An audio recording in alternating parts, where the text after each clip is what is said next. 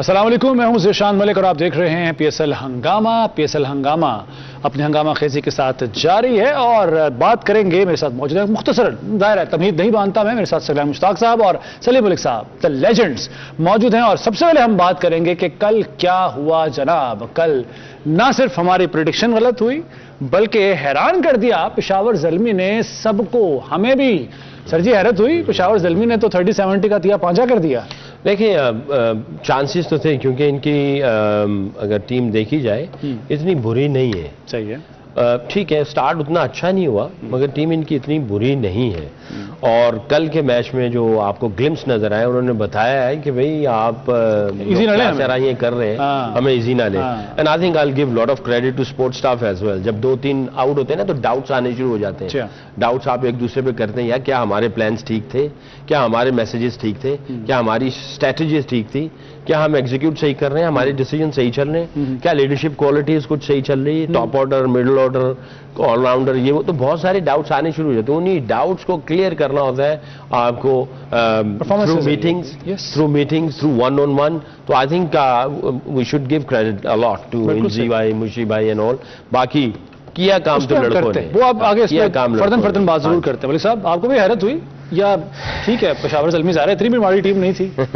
या जो उनकी परफॉर्मेंस थी ना, जो पिछले मैचों में देख रहे थे, उससे तो लग रहा था कि वो इतना अच्छा परफॉर्म नहीं कर रही ना। उनका स्ट्रगल कर रहे थे, बहुत स्ट्रगल कर रहे थे ना, बैटिंग ना बॉलिंग दोनों तरफ स्ट्रगल कर रहे थे।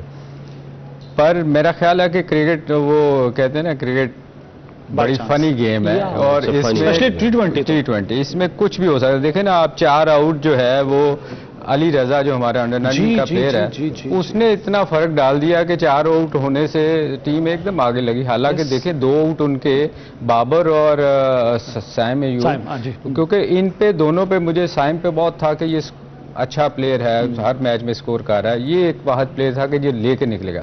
मगर हारिस चूंकि पिछले मैच में भी स्कोर करवाया तो वो उसका मेरा ख्याल ये एक अच्छी साइन है कि वो एक आपका प्लेयर उसमें से निकल गया, वो जो आते ही पहले दूसरे ओवर में आउट होता था। तो बहुत सारे एलिमेंट हैं जो नजर आए। जैसे प्रेस करना चाहिए इंजमाम को कि वो इंजी भी काफी परेशान था पिछले 2-3 मैचों से। देखिए जब आप मेंटर होते हैं ना तो आपकी टीम हार रही होती है ना, तो चूंकि आपका बहुत बड़ा नाम होता है तो आप उनसे आपकी रिप्यूट जो है ना वो बड़ी स्टेक आप पे होती उनसे ज्यादा आप परेशान होते हो कि यार लोग, आप देखो जैसे कराची हारता रहा ना तो वसीम सबसे ज्यादा मेरा ख्याल परेशान होता होगा, क्योंकि वो उस वक्त प्रेसिडेंट था शायद और वो ग्राउंड में भी जाता था, जाके बता रहा था।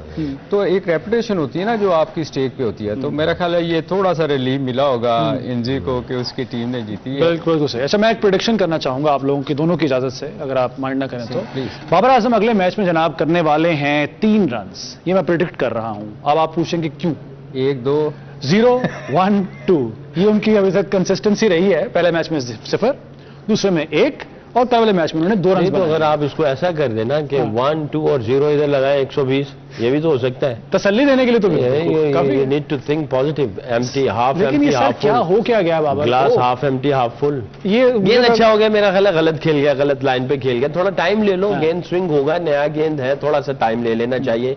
और अगर आप देखें अच्छी जगह से हल्का सा गेंद अंदर आया और वो गेंद जब अंदर आता है आप खेल जाते हैं, बल्ला जल्दी मुड़ जाए या टाइमिंग ठीक ना हो, ये तो सलीम भाई बताएंगे। मैं ये समझता हूँ थोड़ा सा टाइम ले लेना चाहिए, सोशल मीडिया को ना सोचे। वो तीसरा मैच जैसा भी हुआ उसको बिल्कुल ना सोचे, उसकी क्लास है। आप कह रहे हैं, मैं समझता हूँ अगले मैच में 120 कर देगा ये इंशाल्लाह। 1 2 और 0 इधर लगेगा और वो 120 कर देगा। ये होती पॉजिटिविटी है, क्लास आधा भरा हुआ। सकी का ये है कि ये इसमें एक सबसे अच्छी खूबसूरत बात ये है कि बड़ा पॉजिटिव आदमी है, मुस्बत पहलू निकाल लेता, नेगेटिव नहीं सोचता। मगर ये है कि 120 तो मैं नहीं कहता, क्योंकि वो उसके लिए चांसेस बड़े कम है। अच्छा स्कोर कर सकता है, मगर वो अच्छा प्लेयर है, बैट पैच आता है उस पर अच्छा नहीं टाइम। मगर ये जैसे सकी ने कहा, वैसे सकी वो टाइम लेके खेलता है, इसमें तो कोई शक नहीं कि वो हमेशा टाइम लेता है। मगर ये है कि अच्छी बॉल किसी को भी पड़ सकती है। तो मेरा ख्याल है थोड़ा सा वो चूंकि प्रेशर इतना ज़्यादा, लोग एक्सपेक्ट बहुत ज़्यादा कर रहे हैं, उस पर हर कोई तनकीद करता है टीवी पे बैठ के वैसे भी लोग, और फिर खुद का बहुत प्रेशर होता है जब आप स्कोर नहीं करते ना, बाकियों से ज्यादा अपना आप पे अपना प्रेशर होता है। सकी एज ए बॉलर पता है ना कि अगर आउट ना हो रहे हो ना तो बंदे को होता है यार मैंने क्या हो गया, तो वो उससे निकलने के लिए आपको एक इनिंग चाहिए होती है बड़ी। लेकिन उनकी मैं ये समझता हूँ सलीम भाई, क्योंकि इसको T20 से रेस्ट करवाया है, हमारे यहाँ रेस्ट जो है वो कुछ और चीज होती है, तो वो प्रेशर है। हाँ, रेस्ट सॉर्ट ऑफ ड्रॉप है, क्योंकि आप क्लियर मैसेज नहीं देते हो। दूसरी चीज ये है कि बहुत सारे प्रोग्राम हो गए हैं और वो ये समझते हैं कि ये T20 का प्लेयर ने ये नंबर भी चेंज करना चाहिए, तो ये तीन चीजें हैं। तो ये तीन चीजें इसके दिमाग में है और पता भी है कि सोशल मीडिया हर चैनल पे इसकी बात होती है। ये चार चीजें, तो उनको प्रूफ गलत करने के लिए, रॉन्ग करने के लिए मेरा ख्याल है ओवरथिंक कर रहा है या कुछ जल्दबाजी कर रहा है कि मैं वापस भी आऊं, क्योंकि उसका T20 का रिकॉर्ड बुरा नहीं है अगर देखा जाए। हाँ, स्ट्राइक रेट वो जो मॉडर्न डे वाला है वो उसको भी अचीव करना चाह रहा है, लोगों को जो है वो रॉन्ग भी करना चाहता है, फॉर्म भी थोड़ी सी इस तरह है टीम से, वो उसको रेस्ट भी दिया हुआ है। तो ये चार चीजें इसको बैठ के आराम से तसल्ली से इन सारों को अपने सिस्टम से निकाले, वो जाके अपनी क्रिकेट खेले और एक चीज पे फोकस कर। मेरा ख्याल उसके लिए बेहतर है कि थोड़ा रेस्ट करके सोच के कर सकते हैं। अच्छा वैसे लेकिन उनकी कैप्टनसी अगर देखा जाए ओवरऑल, जाहिर है जीत जो है वो बहुत कुछ छुपा देती है। आपको लगता है कि कैप्टनसी उनकी बेहतर है ओवरऑल अगर उस पर बात की जाए? क्योंकि अच्छी परफॉर्मेंसेस जाहिर है सारे प्लेयर्स ने तो दिखाई ही हैं। 120 रन का मार्जिन सर थोड़ा नहीं होता जिससे शिकस्त दी है उन्होंने मुल्तान सुल्तान्स को। वो मुल्तान सुल्तान्स में माड़ी टीम नहीं है। जी मलिक साहब आप यार देखें, कप्तानी तो बुरी आप कह सकते हैं कि रिजवान की हुई है, जो 120 में 2 आउट करने के बाद, उनके टॉप प्लेयर आउट करने के बाद आपने इतना बड़ा स्कोर करवा दिया।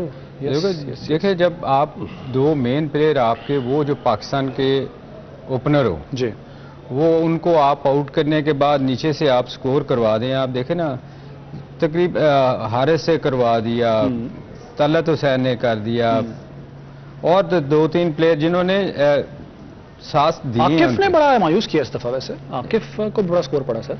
सर ये T20 एक ऐसी गेम है, एक दिन आप हीरो होते हैं, दूसरे दिन आप जीरो होते हैं, क्योंकि इसमें ना आप देखो हमने प्रेडिक्ट किया था कि सीधा सुल्तान जीतेगी, मगर क्या हुआ? जी, जी। ये T20 बड़ी फनी सी गेम है। ये एक दिन आप ना हीरो होते हैं और दूसरे दिन जीरो, तो इसमें आप कोई प्रेडिक्शन नहीं कर सकते। आप सोच सकते थे कि अली रजा यंगस्टर है और यंगस्टर पे वैसे ही बड़ा प्रेशर होता है कि 4 आउट करेगा और इतना कम स्कोर देगा। 21 रन दिए सिर्फ उसने। मैं वही कह रहा हूँ ना जी, तो ये प्रेशर ही था ना, ये कि आप मुल्तान सुल्तान को तो बड़े आराम से ये चेस करना चाहिए था जितनी उनकी बैटिंग थी।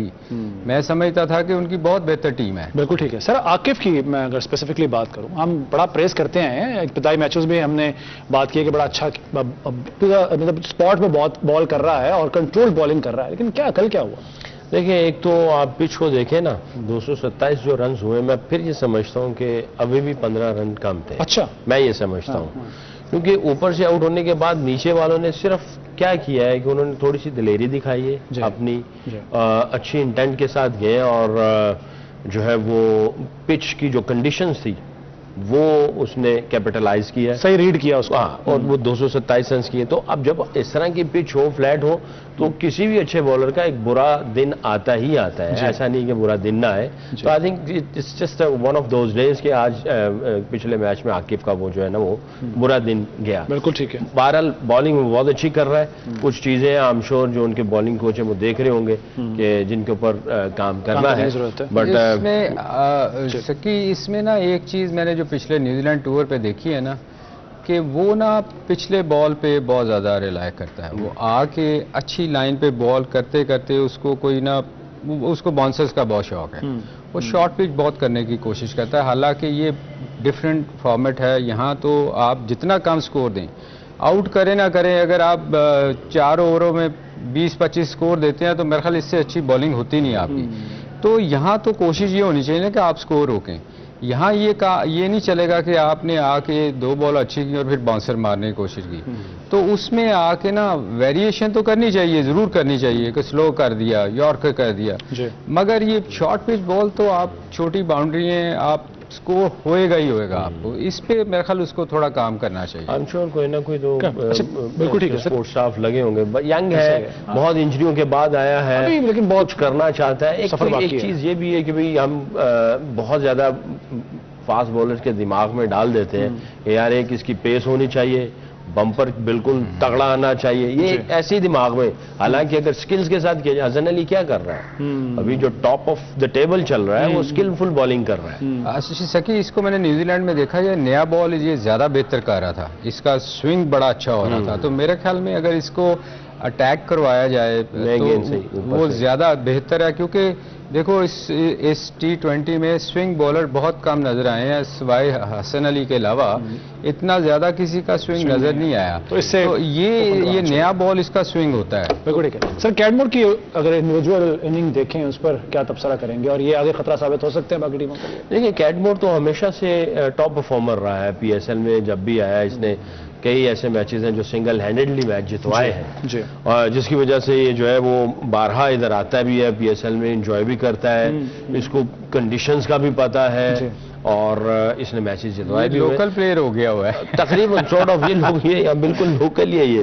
तो आई थिंक बहुत ही अच्छा खेल है। अच्छा, हमें आरिफ याकूब को भी नजरअंदाज नहीं करना चाहिए, ये अच्छी परफॉर्मेंस दी है उन्होंने, 20 रन दिए, 4 ओवरों में 3 विकेटें ली हैं। अगर मैं इस तरफ से पेशावर ज़ल्मी की तरफ से बात करूं, बॉलिंग की अगर ओवरऑल, मैं ये समझता हूं बड़ी अच्छी ट्रैजेक्टरी और पेस के साथ इसने गेंद किया है। ये नहीं कि वो तेज गेंद मारा है या गेंद जो है वो अपने एरिया में नहीं फेंके हैं, और उसकी पेस जो है वो ना, आप ये नहीं कह सकते टू स्लो थी, इतनी थी कि गेंद को घूमने का, पिच पे लैंड करने का और टर्न होने का मौका भी मिल रहा था। तो बैट्समैन यहाँ पे कोई अच्छा स्किलफुल बैट्समैन होता है तो उसको जो है वो उसको किसी तरीके से टैकल करता है। इसने आउटस्टैंडिंग किस्म की बॉलिंग की है, खास तौर पे उसकी बॉल की जो ट्रैजेक्टरी थी और जो जिस पेस से वो गेंद कर रहा था। सर देखिए आपने आरिफ की बॉलिंग? यार मैं थोड़ा सा देख सका हूँ, मैं इसको जैसे सकी ने कहा, मैं उसको देखा नहीं वो वाला सही। और कैडमोर की? कैडमोर तो देखो यार, वो आप जैसे सकी ने कहा, पिछले कई सीजन से वो बड़ा नीचे से आके हमेशा स्कोर करता है। आप पिछले मैचेस भी देखें, वो बड़ा तेज खेलता है। वो उसको जैसे मैंने कहा ना कि वो मुझे लगता है कि वो लोकल प्लेयर हो गया हुआ है, इतना वो यहाँ हर सीजन खेल के उसको स्पिन बॉलिंग का, फास्ट बॉलिंग का, आप देखिए वो उस मौके पे आता है, पेदी हो गया घर का। वो पक्का पेदी है। और खुशी है देखो कि वो आप ये देखें कि वो आता उस मौके पे है जहां बड़ा प्रेशर होता है, विकेटें गिरने की। ये सबसे इंपॉर्टेंट देखिए ना, ये सबसे जो एक अच्छे प्लेयर की निशानी होती है कि वो अंडर प्रेशर आके आपको वहां से निकाले। तो इसने 2-3 मैचों में आप पिछले भी देखें कि वो नीचे से आके बड़ा तेज खेलता है। तो ये एक अच्छे प्लेयर की बिल्कुल ठीक है। आपने चूंकि प्रेशर की बात की है, मैं आप दोनों से ये मशवरा करना, बल्कि पूछना चाहूंगा, जाहिर है हम मशवरा करने वाले कौन होते हैं, लेकिन बाबर आजम और मोहम्मद रिजवान दोनों कप्तान भी हैं, इनको अपनी जो बैटिंग पोजीशन है वो चेंज करने की जरूरत है क्या? इससे कोई फर्क पड़ेगा इनकी अपनी परफॉर्मेंस पर भी? देखिए, 2 चीजें होती हैं, एक तो टीम की रिक्वायरमेंट होती है। पाकिस्तान टीम के एतबार से देखते हैं तो जाहिर है जब हेड कोच आता है, कैप्टन आता है, वो कॉम्बिनेशन बनाता है, स्ट्राइक रेट, दूसरी चीज़ों को कैलकुलेट करता है, वैल्यूएट होती हैं, सारी चीज़ों को देखने के बाद फिर कहते हैं यार कौन सी पोजीशन पे होना चाहिए। That's a different story. Right. अब आप ये फ्रेंचाइज क्रिकेट में हैं तो फ्रेंचाइज क्रिकेट में जिसका जिस जगह पे नंबर है, जाहिर है स्पोर्ट्स स्टाफ ने बैठ के सारा कुछ देखा होगा, कभी हमें स्टार्ट कैसा चाहिए। सही है। कुछ ऐसे होते हैं वो कहते हैं हमें स्टार्ट में जो है वो 6 ओवरों में जनाब जाके तुम लोग जो है ना 5 ओवर करो, आगे रख दो। कुछ कहते हैं यार दोनों एंड से या एक एंड से हमें कंसिस्टेंसी चाहिए, ये थोड़ा सा नीचे आए 12-15 ओवर तक, और उसके बाद जाके चाहिए अपनी इनिंग खत्म कर दे। तो हर किसी की अपनी फिलॉसफी होती है। तो यहां पे ये जो चल रहा है, I think rather than captain को कहने पे, कैप्टन और सपोर्ट स्टाफ किस तरह से इनिंग्स का स्टार्ट करते हैं, उनकी क्या फिलॉसफी है, क्या उनका विनिंग फॉर्मूला और कॉम्बो है, आई थिंक तो उनके ऊपर राइट। सर इस पर मजीद भी बात करेंगे, आपसे मैं जरूर जानना चाहूंगा नाज़रीन, लेकिन एक ब्रेक का वक्त हुआ है PSL हंगामा में। एक ब्रेक के बाद दोबारा हाजिर होते हैं।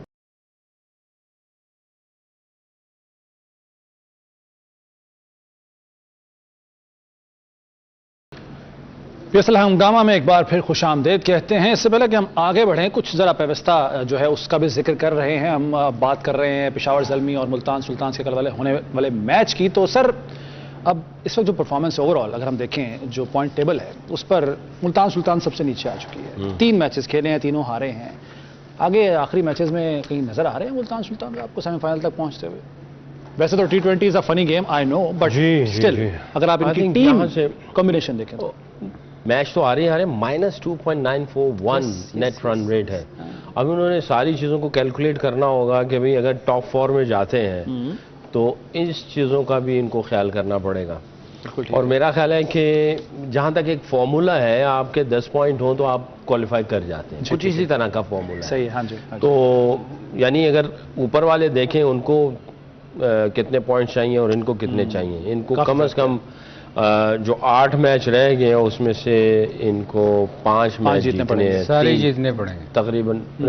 2 अगर फिर भी हरते हैं और 5 अच्छे नेट रन रेट से जीतते हैं तो there is some sort of possibility कि ये शायद क्वालिफाई कर जाए। और अगले क्या खेलते हैं आई डोंट नो, टीम तो इनकी अच्छी है और बड़े अज़म इरादे के साथ चल रहे हैं। अच्छा मैच खेला पहला, बट उसका रिजल्ट इनके फेवर में नहीं आया। ग्लिम्स नजर आ रहे हैं, फाइट नजर अगेन यहाँ पे ऐसी सिचुएशन पे, जैसे मैंने पहले कहा था ज़ल्मी, स्पोर्ट्स स्टाफ कैसे लेके चलता है, क्योंकि जब आपकी चीज़ें अच्छी नहीं जाती हैं तो बहुत ज़्यादा शोको शुबात चलना शुरू हो जाते हैं। आपकी अपनी जो स्ट्रेंथ होती है वो स्ट्रेंथ जो है वो कहीं ना कहीं डाउट्स का शिकार हो जाते हैं। आपके अपने प्लान जो हैं आप उनको देख रहे हैं, यार क्या आप प्लान्स ठीक नहीं है, या मैसेजेस ठीक नहीं है, या हमारी प्रेपरेशन ट्रेनिंग ठीक नहीं है, क्या चक्कर है। विनिंग फॉर्मूला भी शक का शिकार हो जाता है कि यार ये हमारा नजर अंजाम जो है वो इस तरह देखते हैं स्पोर्ट्स स्टाफ कैसे जोड़ते हैं इनको, आपके ख्याल में। और दूसरा एक और चीज भी ऐड करना चाहूंगा मैं, जो मुल्तान सुल्तान की हम देख रहे हैं कि बॉलिंग जो है वो टू द पॉइंट नहीं हो रही है, रन्स बहुत कंसीड कर रहे हैं वो लोग, जो कंट्रोल्ड जैसे कहना चाहिए अगली टीम को कंट्रोल करना, वो नजर नहीं आ रहा उनके अंदर। ये जब आप देखो ना, उनका पहला मैच जब वो हारे हैं ना, उसके बाद उनका मोराल काफ़ी डाउन हुआ होगा, 230 करके वो हारे हैं। हाँ। उसके बाद देखें वो कम बैक नहीं कर पा रहे। तो ये बड़ी साइकी है कि आप अगर अच्छा स्कोर करने पे हारे हैं ना, तो फिर मुझे लग रहा है ऐसा कि मुल्तान सुल्तान, देखो मेरी बड़ी फेवरेट टीम थी, मैंने पिछले में कहा था कि मेरा तो सीधा ही मुल्तान सुल्तान, पर मुझे लग रहा है कि वो मेंटली बहुत डाउन हो चुके हुए हैं। और जैसे सकी ने कहा कि ऑब्वियसली जो स्टाफ है वो उनकी बड़ी कोशिश कर रहा होगा कि किसी तरह उनको कॉन्फिडेंस वापस आए, पर मेरे ख्याल थोड़ा सा इनको अपनी बैटिंग लाइनअप को थोड़ा सा बेहतर करने की ज़रूरत है। जो बेंच पे इनके लोग बैठे हैं उनमें से इनको ट्राई करने चाहिए। और जैसे आपने अभी सवाल किया था कि दोनों कप्तानों को बैटिंग ऑर्डर चेंज करना चाहिए, वही बात, हाँ जी बिल्कुल। तो देखें ज़रूर करनी चाहिए बैटिंग ऑर्डर चेंज। देखें जब आप अगर आप इंडिविजुअल सोचते हैं ना, फिर आप कभी टीम आपकी नहीं जीतेगी। सही है।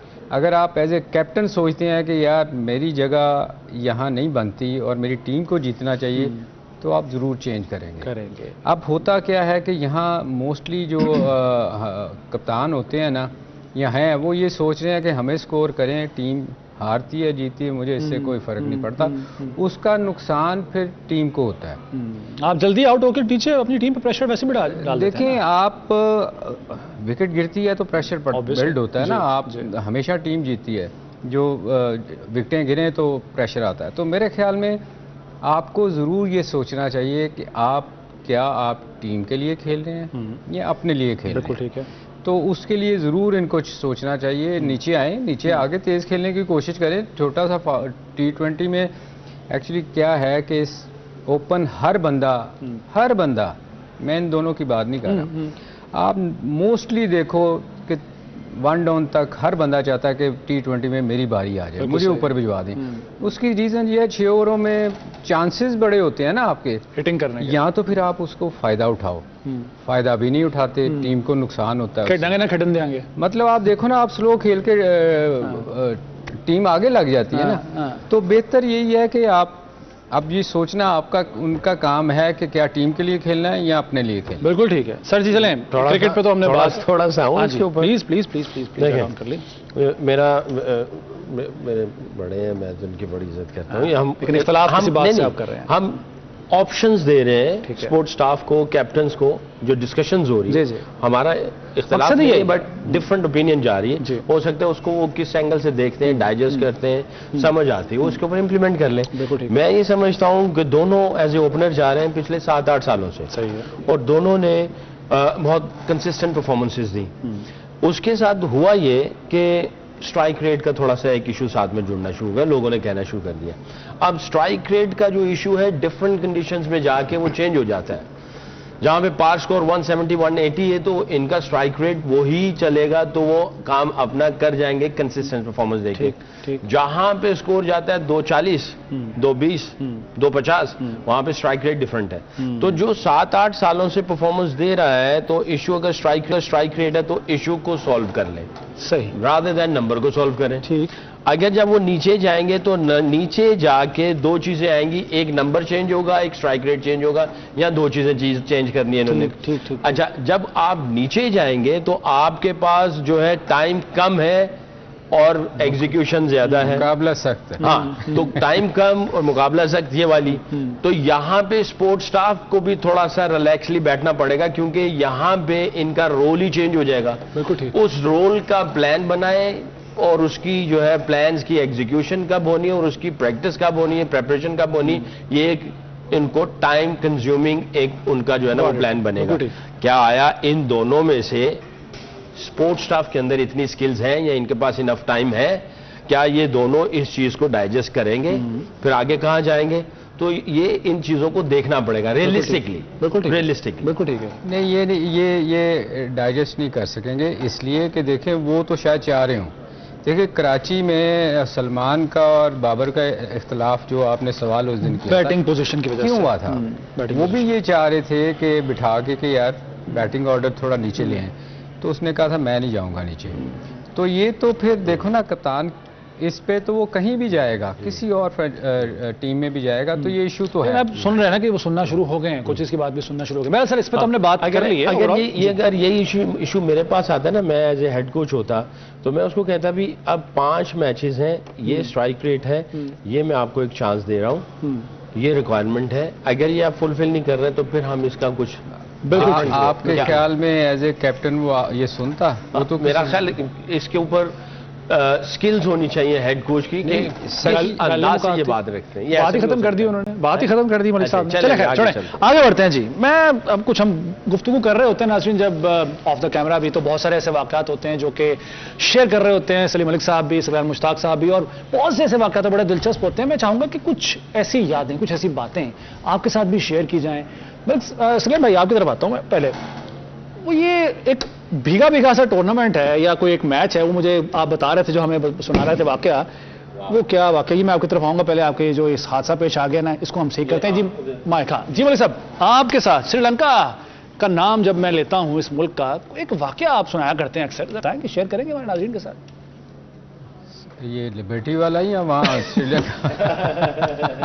नहीं वहाँ वाला। अच्छा, लिबर्टी, इतनी लिबर्टी हमें नहीं है यहाँ पर। यार हम लोग ना श्रीलंका में थे। अच्छा। तो वहाँ ना उन दिनों अगर आपको याद हो तो वहाँ टैमल टाइगर का बड़ा हाँ जी बहुत ज्यादा वाकया ये होता था। हमारे कुछ मैचेस ना वो उसकी वजह से हो भी नहीं पाए थे, कर्फ्यू लगा होता था। अच्छा। और अक्सर हम गोल्फ खेलने चले जाया करते थे, हमने गोल्फ वहीं सीखी थी। अब कोलंबो में मैच हो रहा था और सकी को याद हो गया कि ऊपर से भाग के जाना पड़ता था नीचे। अब हमारा टेस्ट मैच बड़ी मुश्किल से, कोई क्राउड नहीं था, कर्फ्यू के दौरान हम खेलते रहे हैं सकी वो मैच। अच्छा। हम लोग ना, अब कोई क्राउड नहीं था, मैच शुरू हो गया। अब मैंने 2 आउट हुए थे, शायद 1 आउट था या 2 आउट थे। अब मेरी बारी थी आगे ना, तो मैंने पैड करके बैठा हुआ था। तो वो कई दफ़ा होता है आपको बाथरूम जाना पड़ जाता है। अच्छा। तो मैं वॉशरूम में मैंने कहा यार मैं ज़रा किसी को पैड करवा दो। अच्छा। वैस था शायद कैप्टन। अच्छा। तो मैंने कहा किसी को पैड करवा दो यार, कोई पता नहीं होता। मैं अच्छा, अब इमेजिन करें आप कि मैं वॉशरूम में गया हूँ और थोड़ी देर के बाद ना अभी मैं धड़म करके आवाज आई है। अल्लाह। अच्छा, अब आपके जहन में ये था कि शायद यार पता नहीं बम धमाका हो गया। वो छत, अच्छा वहाँ ना छतें देखी है ना, वो उन्होंने वो रखी होती हैं, वो इतनी कोई मजबूत नहीं थी। वो कोई बंदा ऊपर चढ़ा हुआ था, वो छत समेत मेरे ऊपर। अल्लाह। सीरियसली? हाँ सीरियसली। अच्छा वो ना, वो जब गिरा ना मट्टी शट, अच्छा वो जो मुहावरा था आसमान सर पे। हाँ, वो नहीं थी छतें कि वो आपको बहुत नुकसान होता, मट्टी टाइप की थी। तो वो फॉल सीलिंग थी। हाँ, वो नीचे गिरा ना तो वो इधर गिरा। और सारा मट्टी, अब आप इमेजिन करो कि मेरे पे मट्टी, वो मुझे पूछ रहा है तुम पहले ठीक पहले हो? पहले पहले खुद को संभाला या लिबास संभाला? नहीं, पहले तो मैं डर गया ना, पहले तो मैंने कहा बम फट गया। जब मट्टी मैंने उसकी तरफ देखा तो वो मुझे पूछ रहा है आई ओके, मैं उसको कह रहा हूँ तुम ठीक हो। खैर बाहर में आया ना, तो बाहर जब आया ना तो टीम ने देखा कि इसको क्या हुआ है। मट्टी एंड लगे मैं खोते टोक गया यार, मट्टी पैड कपड़े सारे, मतलब ये वो अजीब वहाँ ये यादगार था। वो सब हंस रहे हैं मुझे देखे, क्यों है? मैं कि यार भाई वो खोते ढोंदे में तो मैंने भी लाता उन्होंने ना। सही है, सही है वाकया कि यार बड़ा ये हुआ है, वो दिलचस्प है। और ये रूफ ब्रेकिंग का जो वाकया आपने सुना, इससे मुझे ब्रेक याद आ गई है, तो एक ब्रेक ले लेते हैं, ब्रेक के बाद दोबारा PSL हंगामा में हाजिर होते हैं।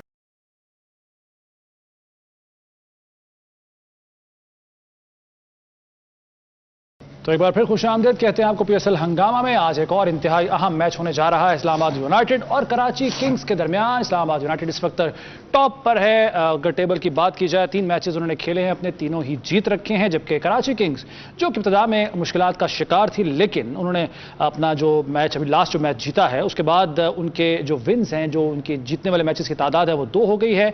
एक मैच वो अभी तक हार चुके हैं और तीसरे नंबर पर इस वक्त वो मौजूद हैं टेबल पर। और अच्छा एक मुकाबला तवक्को की जा रही है कि इनके दरमियान होगा। अगर हेड टू हेड बात की जाए तो टोटल 22 मैच आपस में खेल चुके हैं, जिसमें से इस्लामाबाद यूनाइटेड का पलड़ा भारी है। 16 मैच इस्लामाबाद यूनाइटेड अब तक जीत चुकी है और कराची किंग्स ने जीते हैं 6 मैचेस।